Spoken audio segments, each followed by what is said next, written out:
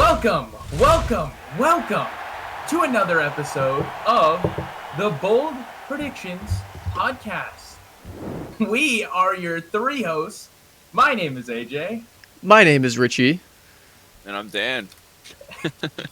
And we are here bringing you another fantastic episode of the Bold Predictions Podcast after missing a week because no one cares about the Pro Bowl, so we didn't want to talk about it. Yeah. Are you guys excited for this week? I know Dan's hungry. Yeah. Get the proper lighting.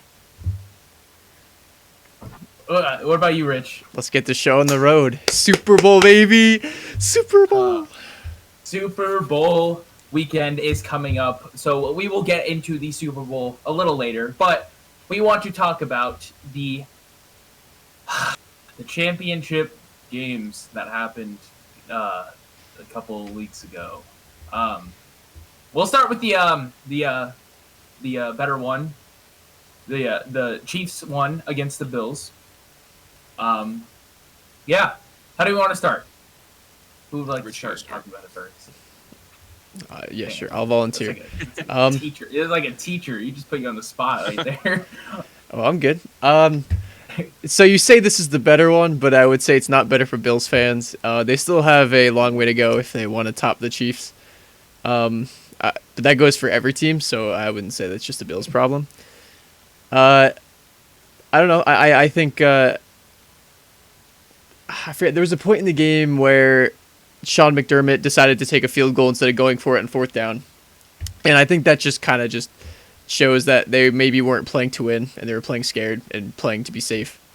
Not saying that would have changed the whole game around, but I think it's just a mentality in the playoffs. You have to play to win, not play to take points. I'm going to make that point later with the Packers as well. But yeah, I mean, congratulations to the Chiefs. They were clearly the superior team. And Bills fans, I think you have something to look forward to with a new revitalized Josh Allen, who seems to be working his way to a top 5 QB in the league. So, Fun fact, Josh Allen played in a Fortnite tournament last night. If you guys didn't know. Oh. Nice. Tariq Cohen won, by the way. Oh, shit.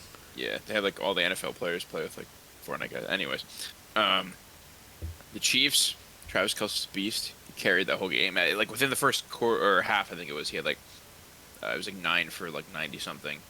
And then by the end, he finished with 2 touchdowns and 100 yards. He's just a beast. But I think the Bills, when you're playing the Chiefs, as Richie said, especially the Chiefs, not just playoffs, the Chiefs, you have to go for the touchdowns like whenever you can.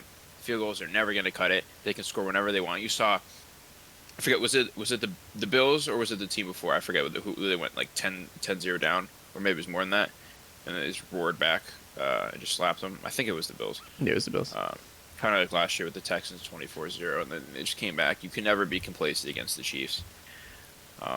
It wasn't a great game. It was pretty uncompetitive, especially towards the end. But I think if the Bills are able to fix their defense, which used to be their strong suit, for next year, they'll be like a top 3 team in the league. Yeah, I mean, I don't really have much to add about that. The Chiefs, they have a dominant performance as they do in almost every game they play. The Bills, I mean, you have a lot to look forward to, as Richie said. The Bills, in their division, they really don't have much competition. The Patriots have been dying off. The Jets are the Jets, and then the Dolphins, they're their real competitor for next year. So it's a rough loss for Bills fans out there, as I feel as a Packers fan. But like I said, there's a lot to look forward to in the future. So they're bound to be your time. You just gotta take advantage of those moments when you can, not play safe, as you guys were saying. Cool. Yep. Now we'll get into the other game of that weekend. The Packers taking on the Tampa Bay Buccaneers. So Battle of the Bays once again. So I'll go first again. I'm going to try to keep this as non-biased as possible because there was some points of the game where it was kind of frustrating to watch. But I think I think turnovers were just the name of the game for the Packers, and Kevin King. Um, sure, the interception thrown by Rodgers at the end of the second quarter shouldn't have been an interception, but it was ruled on the field that way, and then Scotty Miller caught a touchdown over Kevin King, who should not let anyone behind him, no matter what coverage it is, with I think it was 8 seconds left in the half, and then going to the fumble by Jones, that was just an unfortunate play that ultimately led again to another Buccaneers touchdown. So I would say if one of if one of those turnovers doesn't happen, then I think Bucks actually lose that game. But it just sucks because maybe the one that was a penalty, maybe that one shouldn't have happened. So I'm saying, but the call on the field was. That's why I'm trying to not give my rough opinion yet, But again, Packers also in the second half, they couldn't get their offense going at the same time as their defense. So in the first half, the offense was more potent, and then the second half, it was still offense, and they kind of slowed down. But yeah, it seemed to be the refs were completely neutral right up until the end when they weren't. So that's all I'll say. Wait. So you're saying they were neutral the whole game? Yes, they weren't calling anything from either side up until the end, until they said, okay, fine, we'll give one to Tampa Bay. Okay. I just have to go over the two PIs that completely fucked us. So, obviously that first pick. So it's 14-10. We're down. We're driving down the field, making pretty good progress. It looks like we're probably going to get a field goal. Touchdown's a little far, but we'll say 14-3 could have been the halftime score. Instead, their corner, that little shit who did it to Michael Thomas last week. Is it Bunting? I'm pretty sure that's the guy's name, 23. He reaches ahead, pulls Alan Lazard back, and dives in front of the pick. Complete, obvious what he did. Refs don't give a shit. And then they drive down and score. So it's 21-10 instead of 14-13. That's huge for momentum. Coming into the half, yes, Aaron Jones fumbled. I can't say anything about that. That sucks. They scored. But we rallied back after that. Got it within, I forget how many points, but it was a one-score game. And then Brady threw the first of his 3 picks. And then Rodgers trying to go down the field, right? On 3rd and, I think it was 10 or 3rd and 7 about. He goes to throw it to Alan Lazard, who had just gotten mauled at the line of scrimmage. Like he was 5 yards out, easily past the 1 yard mark. And his shoulder pad is hanging out his fucking jersey because of what the guy did to him at the line of scrimmage. And they just don't care. They're like, oh, it's good coverage, whatever. So that was the first of the 3 drives in a row that we couldn't complete. So that kind of set the tone. That set the momentum. We had a few good plays in a row, then that should happen. And then the next 2 picks Brady threw, we didn't do anything. Yes, Rodgers obviously should have probably scored on one out of those 2 drives, but it's just kind of the momentum thing. We got shut down. That penalty was what caused the break in between our first 3 scores and then being shit at the end.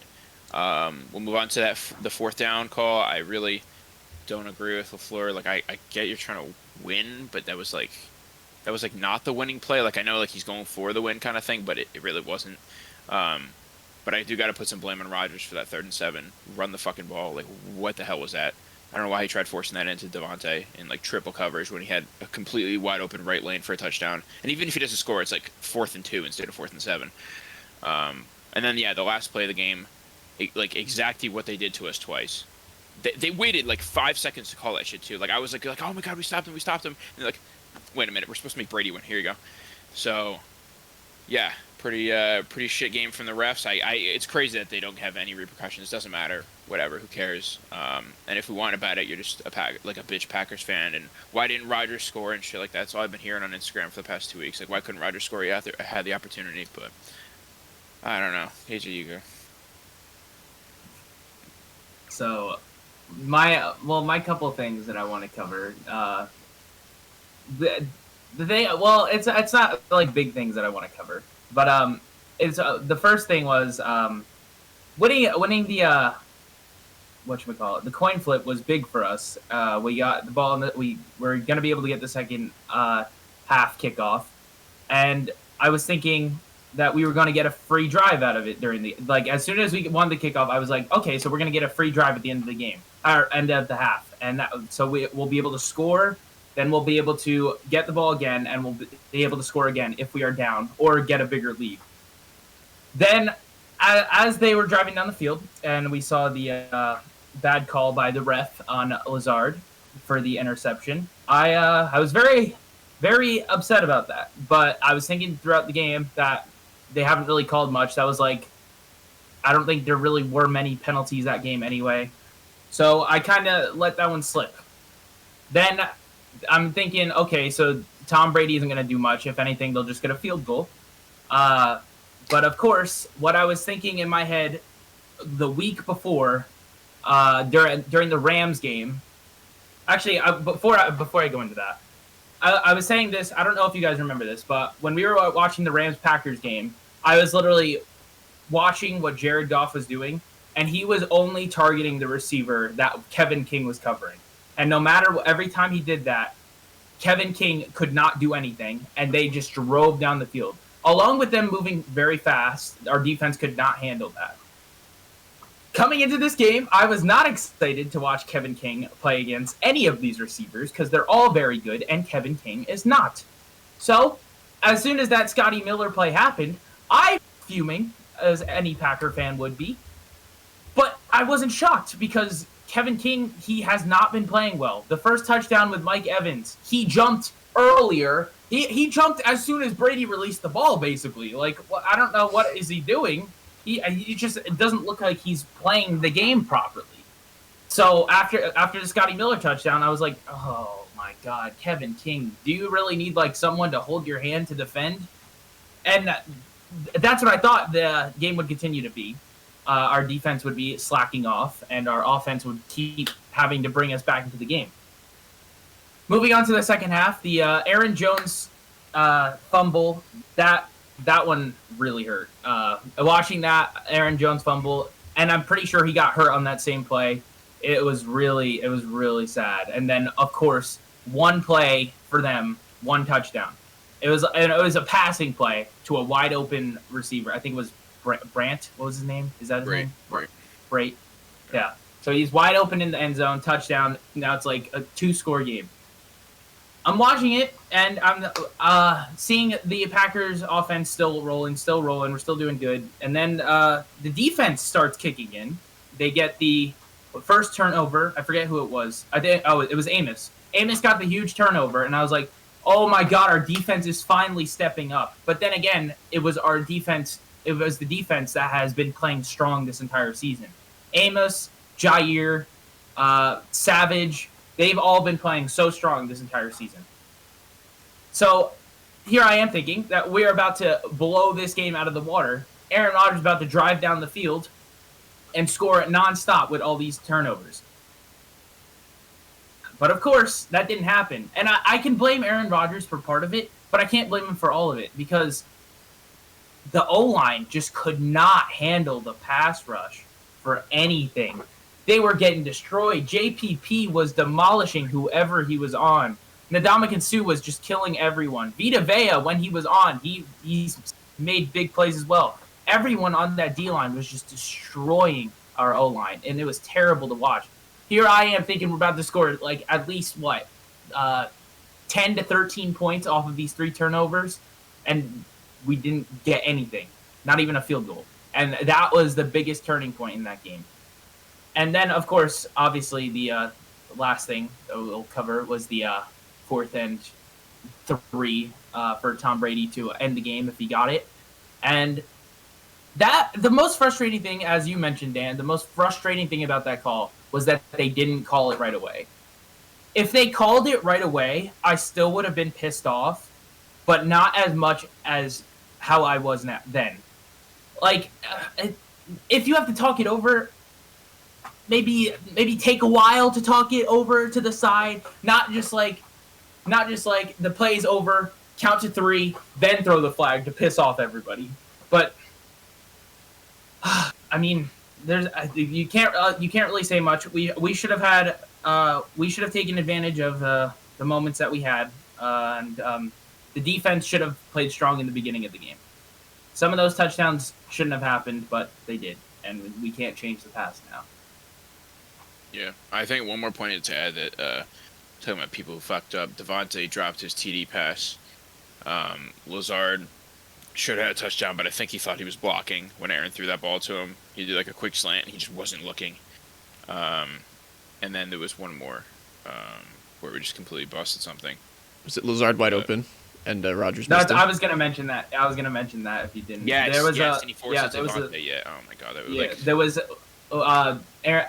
Lazard did a slant route inside, and he destroyed his man. He was literally wide open in the end zone, and Aaron did not look his way. yeah, he just looked at Devontae. Yeah. That's the problem, because the Aaron, whenever he's in trouble, he forces it. That's a big problem that Aaron has, and it sucks because if he looked another way, he would have had a couple more big plays. Yeah. That's why we need a wide receiver, another one. But yeah, can't really hate it now. Tampa Bay is in the Super Bowl. Congratulations to them, but go Chiefs. All right, so you guys want to touch on the Pro Bowl real quick then? Yeah, sure, it was cool. Yeah, it happened. So, all right. Anyway, so to the Super Bowl now. So we compiled a list of our top 10 players that we think will be most influential to the game. And because I'm taking the teacher role, I'm saying, Dan, you can go first. Should I go like all 10 in a row? Probably. So. Yeah, how do you want to do this? Yeah. We'll do it so we don't confuse our list, because it's gonna be. Okay. Okay. So number 1,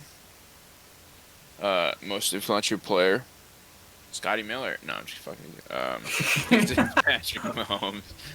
Patrick Mahomes. That's obvious. Like, everyone knows he's the best player in the field right now. Then we got to go Tom Brady, number 2. We got to get the quarterbacks out of the way because they are the most influential. Number 3, I'm taking Hill over Kelsey because you saw what happened in the last game, first quarter of the game. He had 2 touchdowns, 200 yards, 7 receptions. So obviously their whole game plan this time is going to be around Tyreek. Like, yes, Kelsey's a beast, but it's going to be around Tyreek. Kelsey at 4. He'll probably, I think his over-under for yardage is like 100.5 yards, which is fucking retarded for a tight end. And normally for a tight end, it's like 26. So it's crazy. And then number 5, this is where it gets a little controversial, and I don't even know if you guys have this guy on your list, but it's Devin White. Devin White has been the best defensive player on Tampa for these playoffs. Like, every time I've watched him, he's gotten 2 fumble recoveries and an interception in 2 games. And just when I watched him, he is always around the ball. Like, every time it's dropped or whatever, he is always there. He's he's stepped into being the leader of that defense, even though it's only his 2nd year. But you can tell, like, nothing's really phasing him. He's living up to the moment. Then we got Chris Jones at number 6. I think if they can get pressure on Brady and really mess up this O-line early, it's gonna be a long day. And I think Patrick will be able to take advantage of that if Brady's constantly having like one of his slow starts that I always talk about. If he has that slow start, the Bucs are fucked. And I think Chris Jones is the biggest part of that on the defense. And then number 7, right after him, we got Tyrann Mathieu. He's just been an absolute ball hawk this whole season. Can't say too much about him. He's just been really, really good.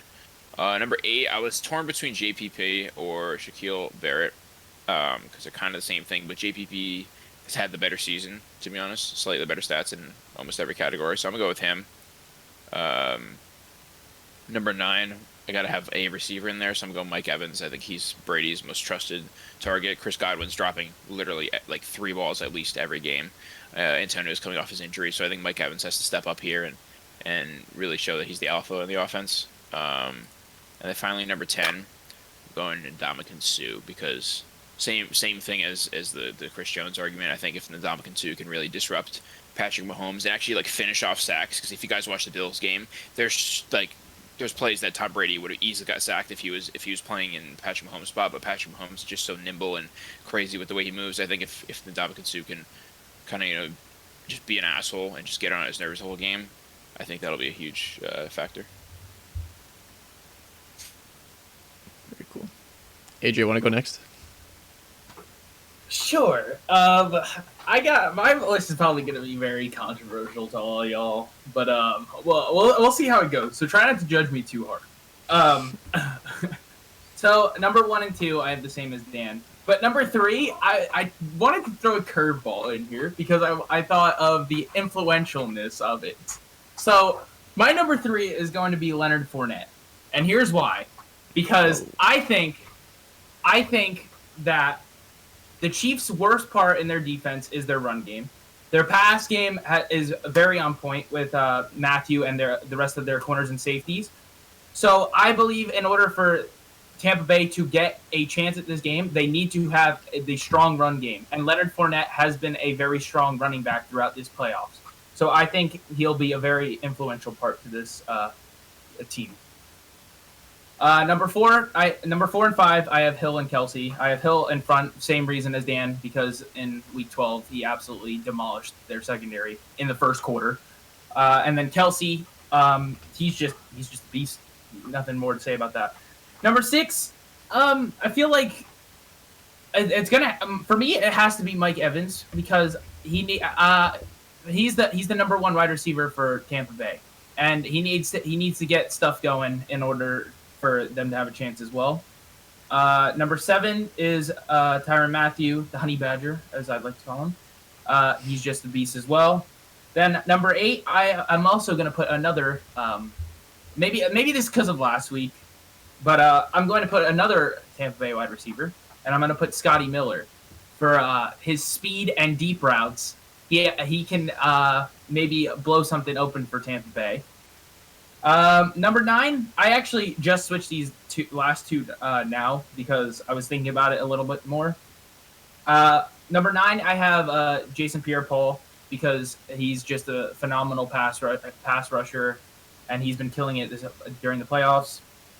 And number 10, I have Clyde Edwards-Helaire. I don't really have him for a reason. I just think that the Chiefs need to have some sort of run game in this game.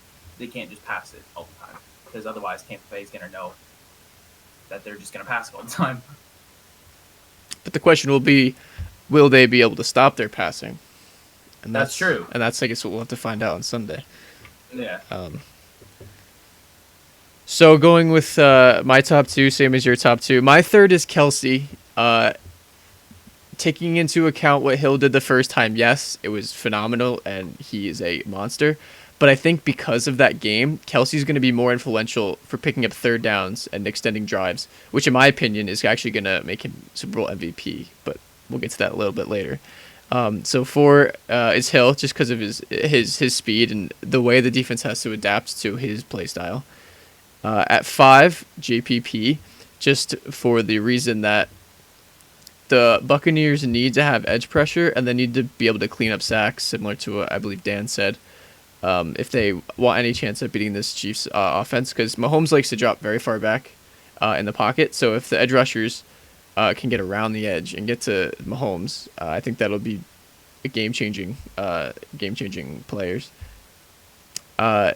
Next on the list is, at number 6, Chris Jones.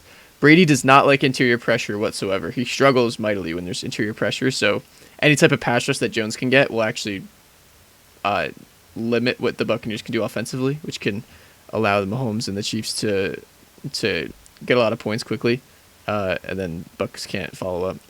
At 7, funny enough, we all have Matthew. I'm not sure why we all have him at 7, but I guess he's just the 7th most influential player. At 8, I have Evans because Evans is the best receiver on that offense, and he was kind of shut down last week. I know he had the touchdown early on King, but if it wasn't for King there, I don't think Evans would have done much. So I think he needs to have a good game for the Bucs offense to be able to keep up. At 9, I have David, and I totally agree with Dan's point about White. He is phenomenal, but I also think that David is great in his own right, and I think that his leadership could, and his experience could take that defense and make them feel better and play better. And at 10, I have Barrett. Just because of the pass rush argument, and I think that the edge rushers on the Buccaneers need to have a great day for them to have a chance. Then I have Brown and Godwin as extras. And the kickers, too. Don't forget about the kickers. Special teams people are people, too. I think for my extra, if I have like another spot, this one's so hit or miss for me because he could either be like the reason they lose or the reason they win. I think Carlton Davis, if he can... I mean, it depends if they're going to 1v1 him on Tyreek, which they probably won't after last time. But I think if he has, like, the game of his life and stops Tyreek, I think they have a really good shot at winning. Not gonna happen. I mean, he only got 200 yards and 3 touchdowns last time, so Yeah. we'll see. So I'm saying Carlton's probably the most influential person, to be honest. He's either letting up 300 yards or 0. Yeah. There's no in between there. Mm-hmm. Right, cool. So now, out of your list, which player do you think will have the biggest impact on the game? I can go first to give you guys time to think about it. I said it before. I think it's going to be Kelsey. I think he's going to be able to pick up those crucial third downs because I think right at the gate they're going to have to double Hill or do something because it'll be really embarrassing if he puts up another 200-yard first quarter performance. So I think Kelsey will be the guy here. And Dan's bet was it like over under 100 yards? I think he'll have over. And I think he'll actually 100 and a half? Yep. Oh. 100 and a half. Okay, so Just 100. going with the over? Yeah. big jump there, but I think he'll have like 10 plus catches, over 100 yards and like 2 touchdowns, maybe 3, and he'll be the MVP. Yeah, I think so my point of putting Tyreek over him isn't even because of what they do on Sunday, it's because of what they already did and how they have to play against them. I do agree that Kelsey's going to probably have the better production out of the two, but I just think that they're going to double Hill and really focus on the deep threats of that offense and kind of give up the center for Kelsey a little bit. But he's not my most influential player, or I guess what is it? What's the topic here? What's the like the biggest impact? Who's gonna have the biggest impact? Yeah, it's just gonna be Mahomes. He's gonna be an MVP. I don't think Kelsey breaks the 100 yards. Actually, I think it's like 70 or something. But I think Mahomes is gonna have to spread the ball around a little bit here. Maybe get some Mecole Hardman or Demarcus Robinson if he's alive. So.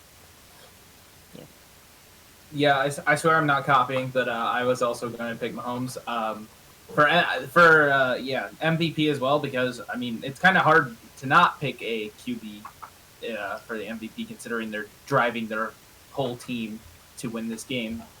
But yeah, I mean as Dan said, Patrick Mahomes probably going to have to spread the ball around in order to for sure get the MVP. He's going to have to spread the ball around, probably use his legs a little, but yeah, it's hard to go against Patrick Mahomes in this case. My question is his toe still affecting him? That's the only problem. And if it is, then he'll probably stay in the pocket and just kind of operate within the scheme. But it's Patrick Mahomes. Even if he does have a toe injury, he'll put his body on the line for the game. I think. Does a 76% completion percentage, 325 yards, and 3 touchdowns sound like he was limited last week? I didn't say he was limited. I don't think he didn't do a lot of outside the pocket work. He stayed like within the system. Within the system meaning like within the pocket, kind of just like, oh, here's the play call. I'll just throw it to your receiver. He had 5 yards on the ground. Oh, you know what? Scratch it. Forget you even asked the question. All right. Anything else from you guys? I don't think so. I mean, like I said, I think Patrick Mahomes is going to put his body on the line in this game because it's the last game of the season. So, yeah, let's just. You don't want to win and go home or lose and go home. Let's just hope that doesn't mean that Henny comes out. But at the same time, maybe we do want a Henny showing. No, we want Henny. We want Henny. Yeah. Right. I want Henny to take the knee in the last second when they win. And then he gets Super Bowl MVP. Yeah. One rushing attempt, -1 yards. Best stat line ever. All right. So with that being said, what do you guys think the keys to success is for both teams? I can go first if you guys want to think about it. I think the big thing with the Chiefs, if they want to win, it's can they just keep the offense going, and can they kind of repeat what they did during the regular season against the Bucs? Maybe Hill doesn't have to get 200 yards, but if they can just keep abusing the corners, which they have, in my opinion, a very big advantage on, I think that'll be crucial, as well as their defense. If they can get interior pressure on Brady, I think that'll be the end of it. For the Buccaneers, I think their thing is they just have to outscore the Chiefs. And to do that, their edge rushers need to have the game of their lives. JPP and Shaquille Barrett need to just pressure, knock down, sack Mahomes as much as they can. And then their offense with Evans leading the helm needs to just get it going. And hopefully Brown's experience can help in Godwin's. Or help with Godwin's lack of dropping. Maybe he can just like go over, slap him on the sideline, be like, "Hey, stop dropping it," and yeah, get it going. But I think the biggest factor for the Bucks is Michael Evans. I think him and AB and Chris Godwin need to show up. I agree they need to outscore them. This Chiefs defense has been really good against the pass for the whole year. I know their defense isn't great against the run, but I just think that Mike Evans needs to have like that game yet against Detroit. He like 180 yards and fucking a touchdown or two, like one of those ones. And for the Chiefs, their key to success is just start as fast as possible and put the Bucks behind. Make them have the slow start, because when they have the slow start, they never play well. The Packers, unfortunately, let them in really quickly again, as they did the first time as well. But if the Chiefs can just get up by 2 scores early, it's over.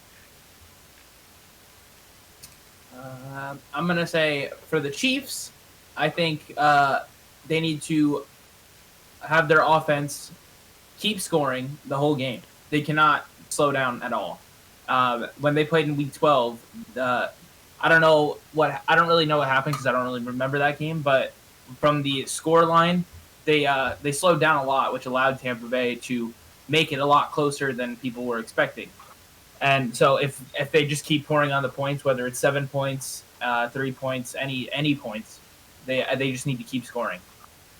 And for the Bucks, like I said in my top 10, I'm going to say that Leonard Fournette is going to be the key here.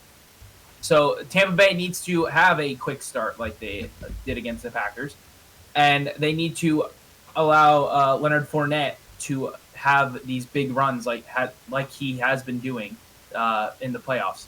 With him running the ball, there really is no slowing them down. And with the Chiefs' defense, the pass is better than the run defense. So it's going to be big if they get Leonard Fournette really involved in the game.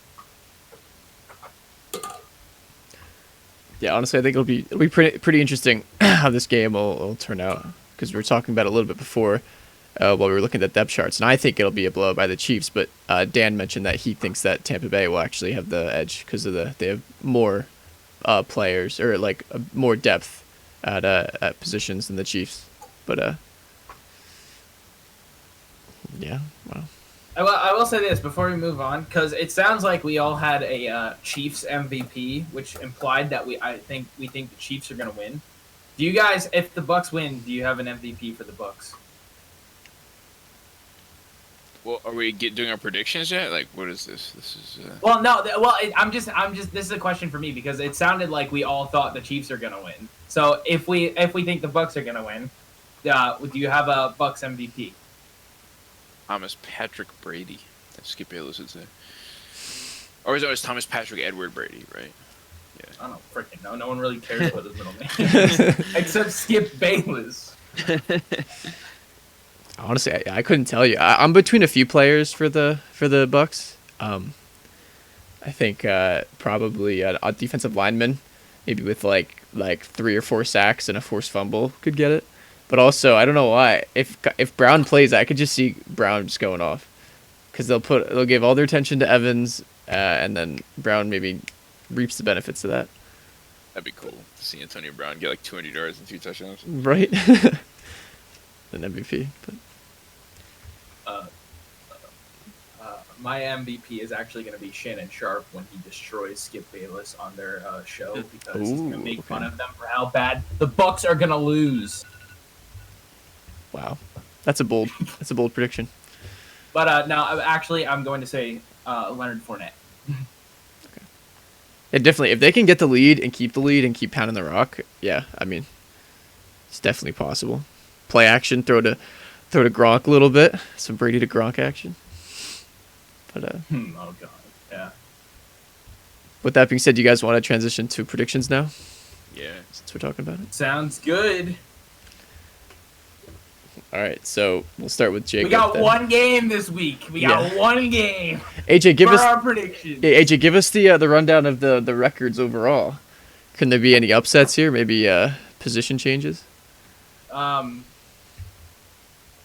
All right. Good talk. I'll give the final score, or not final score because it's still one game. But in last place, we got NA. Good job. You coming in at 28 predictions right. Congratulations, NA. In fourth place, coming in a little late in the season, but still almost coming back to take a top 3 spot, is Dan.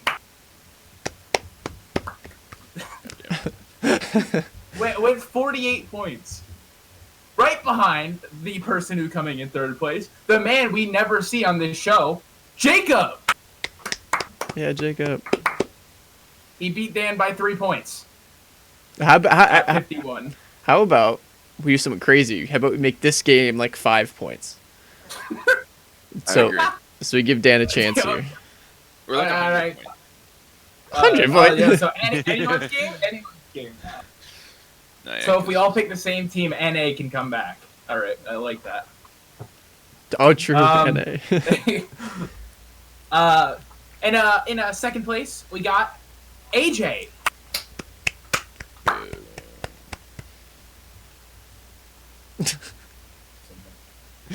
Just boot him. with 61 points, a nice, reasonable 61. And in first place, we got the man, Richie. Congratulations to Richie. All I'll say is, I'm giving a speech here. I'm sorry. All I'll say is, it's really easy to win when you predict every single game. Yep. Here's your trophy, Rich. Oh, that's actually pretty cool. Yeah. But yeah, Richie ended up with 80 points. Yeah, I mean, if Dan was here since week 1, and if Jacob was here every week, then I think it wouldn't be 80 points. But yeah, so next year it'll probably be different. Richie, was it 6 or 5 weeks late? I think it was 6, maybe. I think it was 6. I could check if you want. I'm surprised he got 48. I thought I was stuck in like the low 30s. So that'll be interesting next year when we do 2021 season bowl predictions part 2. Dan came in week 6, just so you guys know. All right. So now we'll get into our predictions. Am I right? Okay. Or am I right? You are right. All right. So we got so many games this week. Let me pull up the list here. We got Kansas City at Tampa Bay. Literally, like That's literally, yeah. Tampa. Literally, yeah. Congratulations to Tampa Bay, you sons of... All right, Jacob has predicted Tampa Bay winning the game with a score of 30-27. Very close game.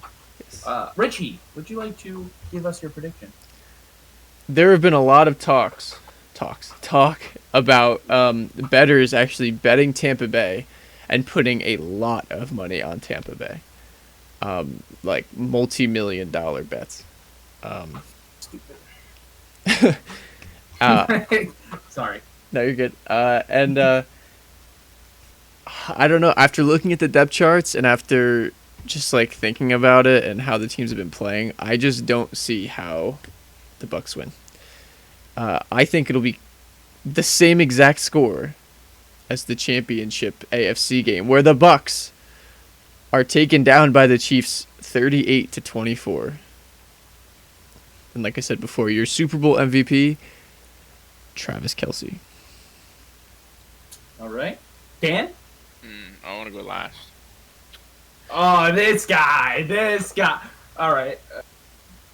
Just because this is the biggest moment of his life to get third place. I get it. Don't worry. All right. Fine. I guess I'll go. I am also siding with Richie on here.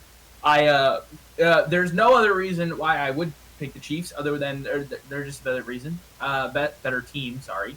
There's absolutely no other reason why I would. Why would I ever pick Tampa Bay? I mean, it's not like I have any sort of hatred towards them right now. Yeah. So Kansas City is going to win this game at a score of 31-20. Is that the same score as the last year's Super Bowl? I think it is. I don't know. I think it is. Here, I'll look it up. Dan, you can go. So, I've always been a Bucs fan for the past 3 years because I love Jameis so much. Jameis was my favorite fantasy quarterback. I loved all he could do last year, so I fell in love with Mike Evans and Godwin. And I've always loved AB, and now there's Tom Brady. I like their defense. I like everything about them. We went through the depth charts. I think if we went from 1st to 20, I think it's definitely probably 14 Bucs players to 6 Chiefs players. I think their roster is way more stacked. They also got the GOAT at the helm. And I don't hate them like AJ. Actually, I refs. I'm okay with Tampa, so I'm gonna go Tampa Bay 27-24. I think it's gonna be lower scoring than what Jacob thinks, just because Super Bowls and stuff. 24. That's interesting. All right. So AJ picked the same score from last year's Super Bowl. Dan picked the same score from the regular season when they matched, except flipped it, having the Bucs win. So. Pretty interesting. This is wild. This is wild indeed. That's interesting. It's not at all. It's just numbers. I actually didn't even look at the previous score. I just came to my head. I had to undercut Jake a little bit. I didn't even look at the Super Bowl score. So I mean, but there you have it. Wrapping up the NFL season 2020-2021. Wow. It's so sad, man. It's the end of an era. A long way. Yeah. We're never doing another one of these. So. Yeah, this is actually the last podcast. Ever. This is becoming Jacob's channel, so if you guys want to stick around, Jacob. Yeah, he actually told us off camera that he's going to be posting every other day. So, props to him. It'll mainly be our RA duty stuff, no football. Unless he rants about the Giants, but yeah. It'll be those him. might come every once in a while. Yeah. All right. Well, then does this lead into our off-season conversation? I think so. So what do we even have planned for the off-season? I don't even know. Wait, can I ask, who are you guys Super Bowl MVPs? If Dan picked Bucks, you picked AJ. Thomas. Patrick. Edward. I know we talked about it before. Brady. Well, I'm going with the better quarterback in T-Money. Okay. Dan, if Bucks win the Super Bowl, Brady's MVP, are you going to do some cringy video like Skip would do? Yeah, you are. Yeah, you are. Do you guys follow him? You see no, that? I don't. I'm going to follow his sorry piece Bro, of... the Dallas will win, and he'll just post a video. He'll be mid-workout. He'll be shirtless. And he'll play some cringy song and start dude, it's so bad. All right, and so I just want to put that on the table there. If Dan wants to do it, he can. But off season. So we're thinking about doing fantasy football.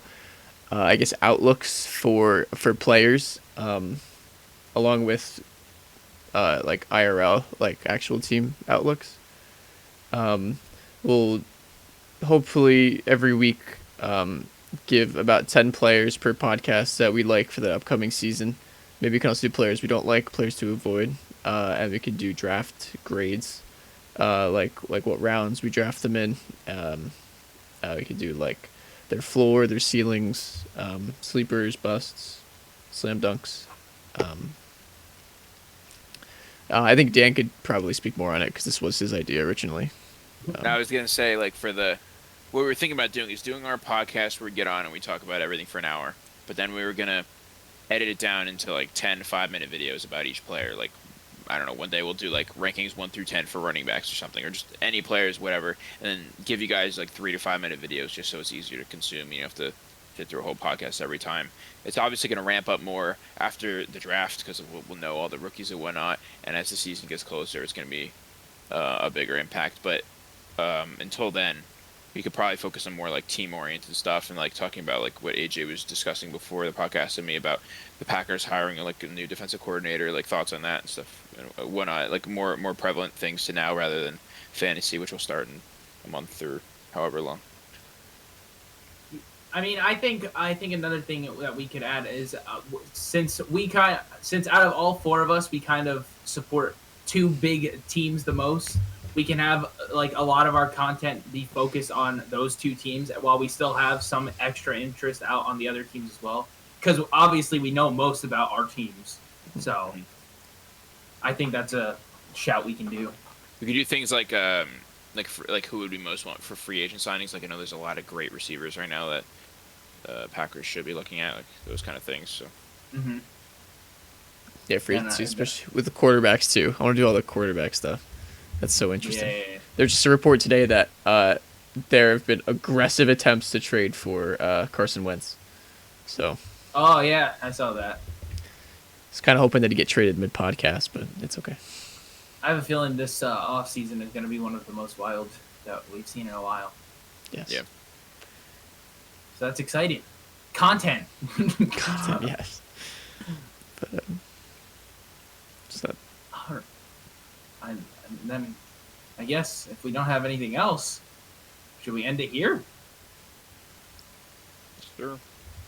All right. Well, thank you all so much for tuning into our podcast. If you enjoyed it, please leave a like. Please subscribe.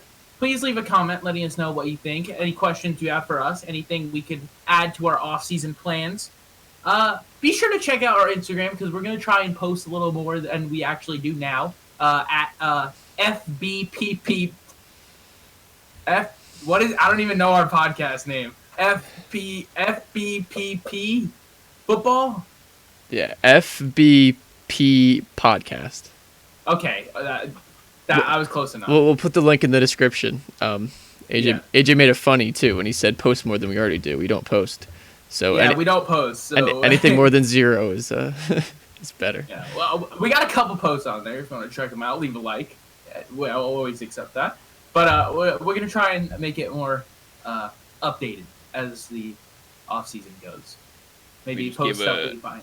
We just give a free shout out to FBBP football. Yes. Yeah, special shout out. One more quick shout out before we go off. Shout out to our friend Andrew, as always. Beautiful thumbnails. He's been slacking a bit, but he's probably been busy, so we don't tase him too hard later. But we always thank him, or try to. I always forget because I have the memory of a goldfish. But thank you, Andrew, for all the thumbnails. And yeah, we will see you guys in the future episode. Thank you. Have a great off season.